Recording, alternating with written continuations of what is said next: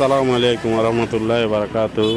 আজ বাংলাদেশে অবস্থিত ফেনী জেলার অন্তর্গত দাগনভূঞা বাজারে আজ উচ্ছেদ অভিযান চলতেছে। যাক, এটা ভালো উদ্যোগ। রোডের পাশে যে অপ্রয়োজনীয় যে জিনিসগুলা বসে, এগুলা জনসাধারণের অনেক ক্ষতি। ওই সরকার এটা উদ্যোগ নিছে, এটা ভালো উদ্যোগ, কিন্তু বিষয় হচ্ছে কতদিন পর্যন্ত এটা ধরে রাখতে পারবে। এই উদ্যোগ হলে যারা দোকান নিয়ে বসছে তাদেরও সুবিধা হয়, ব্যবসা বাণিজ্য চলাচলের জায়গাটা অনেকটা ক্লিয়ার।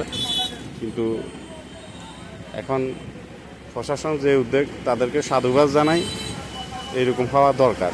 কিন্তু আমাদেরকেও সতর্ক থাকতে হবে যে আমরা যেন দেশের আইন কানুন মেনে চলি। এখন দেখার বিষয় এই জিনিসটা কতদিন পর্যন্ত রাখতে পারবো এই উদ্যোগ। পরবর্তীতে বসে গেলে আবার একই যে লাউ সেই কদুর, কোনো লাভ নাই। এখন যেটা করছে সেটার জন্য সাধুবাদ, যেন এরকম থাকে সুন্দর, যে এটা একটা পৌরসভার আন্ডারে দাগনভূঞা পায় পরিষ্কার থাকে, সেটা আমরা কামনা করি জনগণ।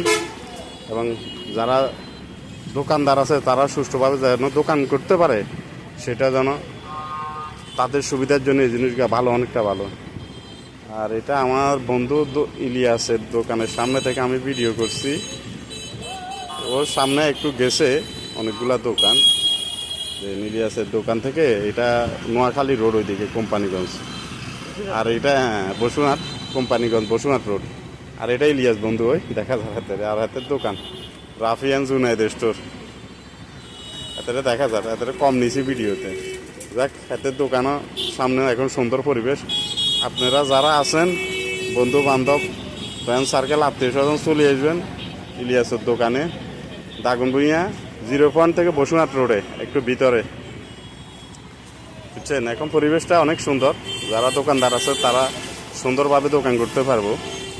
ওই এটাই কামনা করি যেন এইভাবে থাকে, ভালো থাকে।